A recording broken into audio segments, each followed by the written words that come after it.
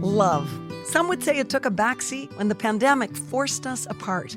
As a family-run and proudly Canadian-owned company, Charm Diamond Centers saw the need to bring us together with tales of love and created the Canadian Love Map podcast. Since then, we've shared hundreds of real, uplifting stories that prove love conquers all. So thank you for listening. We couldn't do it without you. And remember, love starts here.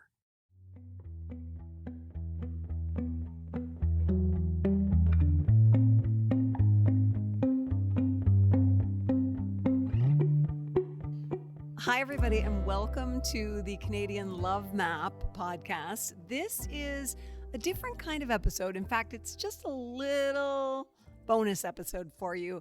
We have no guests, just a goodbye. And it's not really a goodbye, it's a see you soon. And I'm joined today by my producer, Sarah, who has been working like just an incredible warrior all year to put together amazing stories. She digs deep and contacts people. She, scours the news for stories about love. And Sarah, I just want to say thank you so much. Oh my gosh, Nancy, always a pleasure. We did it again, didn't we? With another season. You know what? This second season has taken it up a level as well for me, I think. We talked about this when we wrapped the first season, that we were both so excited that the podcast has given us the ability to talk about all kinds of love, not just romantic love. And people may, when they hear the name of the podcast, they may think, oh, it's just love stories of romantic love. We've had so much more than that. We've expanded so far beyond that sort of template this season. And you have been, largely responsible for that. Oh my gosh. Well, it's always so fun for me finding the stories, whether it be through, people we know that might suggest a story, or even just like you said, scouring the news and finding those like really remarkable stories. It's one of my favorite things ever, honestly. It's so much fun. I'm actually quite humbled by the number of people who have been willing to just open their hearts and their lives, if you will, and let us in on their stories and their love. And I have found that really touching, and I think it's been, a highlight for me of a difficult year. And I think that the fact that we have put this inspiring, positive, beautiful material out into the world, and these voices of people who are just really lovely and showing up in their love stories, I think that's meant a lot to our listeners as well. I've heard from a lot of people like, yes, this is what we need right now. Yeah, it's healing. It's almost like it's healing for both the guests and the listeners. It's this kind of mutual healing that happens when somebody opens up and then other people hear it. It's quite magical. Yeah, I think that's a really good point. I think it's truth. I think that when you speak truth and you are open-hearted, it lands in people's hearts. And does it ever? It's certainly, a lot of these stories have landed in my heart this year. And I've loved hosting this podcast so much. I can't wait until September. We're coming back in, I think, mid-September. And wait till you see what Sarah digs up for the next season. I feel like each time the bar gets a little higher. Yes, but the great thing, too, is that we have a lot of people listening now. And we have the beautiful experience of having them contact us to say, hey, I've got a story for you. And so that sort of helps to expand the envelope as well. It really, really, really does. Yeah. So is it hard to say goodbye to this season, Sarah? It is. It's really hard to say goodbye. It's become such a routine, I think, for you and I to get together every week and sit down and chat with people. And but at the same time, I'm looking forward to the little break and to just really kind of dig into finding even more stories, and looking forward to season 3. It's gonna be great. And the nice thing is that a lot of people who are listening now probably haven't listened since the beginning. So over the summer, take a trip back through our archives and listen to the various episodes you might not have heard through season 1 and 2. And there are some doozies. There are some. Do any stand out to you? Like, you've had some special episodes for you personally this season. You actually got to interview your son. Yeah, that was a weird one, wasn't it? My son is a singer, as you know, and that was the Andrew and Olivia episode. And we did an episode with them because when they were locked down, they started making music together. As I said, they went from being a pair to a duo. And that was their way of getting through the pandemic. And it was kind of a lovely story for me to be able to share.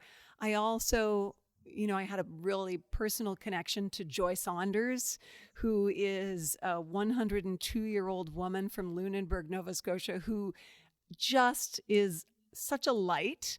And she lives in the land of lighthouses, and she really is a lighthouse. She just shines so bright, and she leaves so many people saying, wow, I want to live like that. I want to be like that when I'm her age or even close to it. Absolutely. That was a really standout episode. Just her honesty and bluntness towards life. I think we can all learn something from Joy.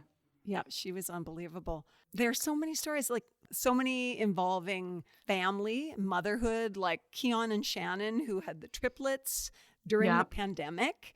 And I heard from so many people who said, that's what I want. And they didn't necessarily mean the triplets. They meant the kind of love that Keon and Shannon seem to have. It's just beautiful. Yeah. Melissa and Dennis, of course, raising 3 children while juggling a business and their various challenges, and just really such incredible people. We had Melanie, who was mom to Carter, and that touched a place in my heart because Carter has Down syndrome, and so does my nephew.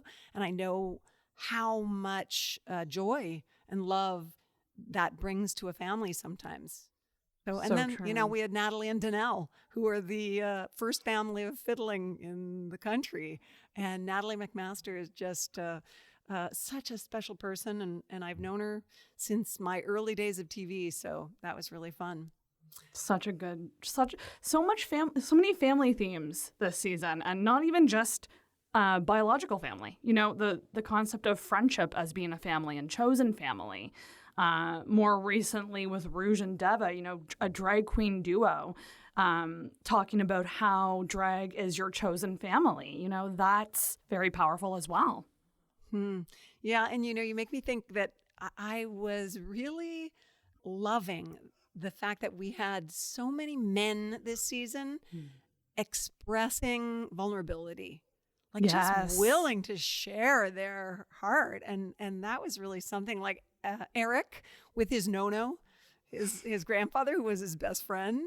And of course, Tyler Simmons, who is doing the Lead with Love project, and Paul and Corey, who are a gay couple who are really leading with love, like Tyler would say. And also I find it interesting too that a lot of the episodes we did with the couples, where we might have been speaking with the wife leading up to it, and then the husbands start talking and they really start opening up, and you can really they kind of take over in a way, and it's kind of really cool to see. Another thing that I loved about this season was we had a lot of stories about reuniting with love. Love stories that might have began, and then they've gone off and lived some life on their own, and then have come back together, which is, I think, such an important thing to talk about, because life isn't linear. It takes you on these different roads, and it's very romantic, the idea of being brought back to somebody from your past. Oh my gosh. Okay, let's just highlight Fred and Florence. We have reunited after 65 years. And the moment when Fred said, well, do you want me to sing it for you? Do you want me to play that song for you? And I was like, yeah. Great moment. That, but I really loved it. A memorable recording as well, because we did have some technical difficulties with that one, but we managed to make it work. And wow, we're pretty lucky to have that story in our season. And we also had quite a few episodes where one of the people involved in a love story was no longer here. Yeah, the And that grief was side of quite things. poignant as well. But the grief Mhm. and the love. And Yeah. I think that grief and love are two sides of the same coin. In some ways, one can't be without the other. And that's one of the things that I saw thematically in some of those conversations. And Yeah. I found that really inspiring. You're so right. And there was different stories of grief, whether it was young love or maybe it was, a very recent loss, like in the case of Candy and Donnie, that was a very recent loss for Donnie. And he came on and was brave enough to kind of tell the story and really get vulnerable with us. And I think it helps other people through grief hearing people talk about grief, Yeah, I agree. We had a couple of amazing engagement stories. Oh my gosh. Right? The bar is set, Nancy. Holy cow. Erica and Adam got engaged on top of a mountain in the middle of winter on skis. And Melissa and Dennis, who I already mentioned, had this magical experience. I think it was in Costa Rica at a waterfall that wasn't even open to the public. So that was a story that just got me right in the heart. I feel like these are like movie-worthy engagements. Yes. They're not, you don't hear about this a lot, these types of engagements. Right. Well, remember Steph and Matt, who were the videographer pair? We could get them to shoot these. And yes. There you go. There's your movie. There's some movies in the works here. Season 2. Absolutely.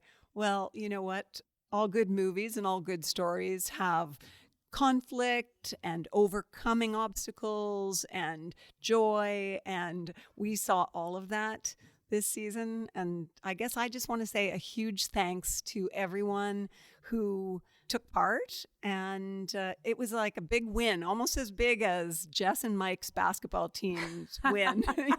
The basketball team of girls who were the serious underdogs. And I feel like we had that kind of a season that I want to jump up like they did and cheer like their whole community did. So we're just you, as Sarah. proud. Oh my gosh. Yeah. And thank you, Nancy. Yeah, you've been such an excellent host through both seasons. And it's always a pleasure to have you help these people tell their stories. Well, I want to say we couldn't possibly do this without our listeners. And if you're tuning in, I just want to send out a huge thanks for giving us a piece of your time, because time is such a valuable commodity, and there's so many things you could be doing with it. So if you're listening to the Canadian Love Map podcast, I just want to send out a huge thanks for being part of it, because we really feel like you are part of it and you are the reason why we do this.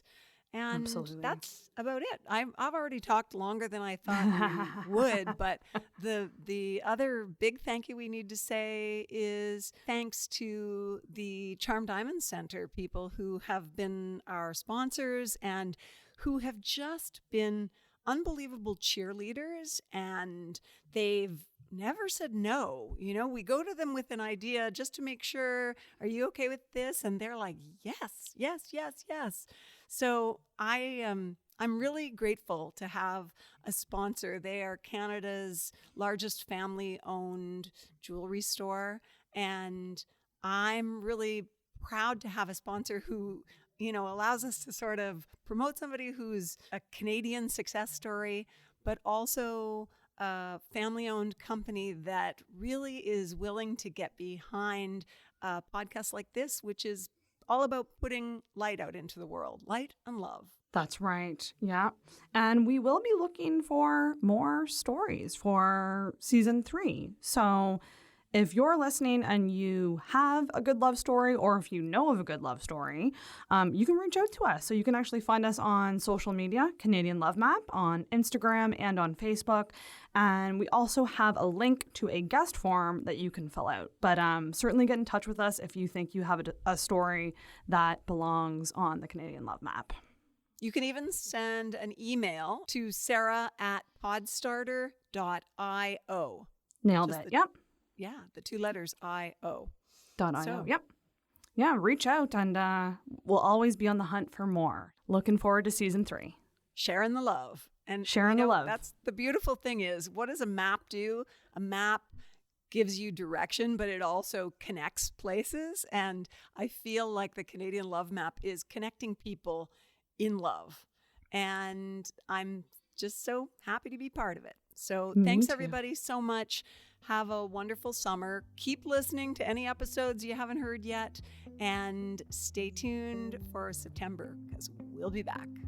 We'll be back. Thanks for listening. Thanks so much for listening to the Canadian Love Map. If you love us, please subscribe and share. We'll be back next week with another love story to add to the map. This podcast is presented and made possible by Charm Diamond Centers. It's hosted by me, Nancy Regan, and is produced and distributed by Podstarter.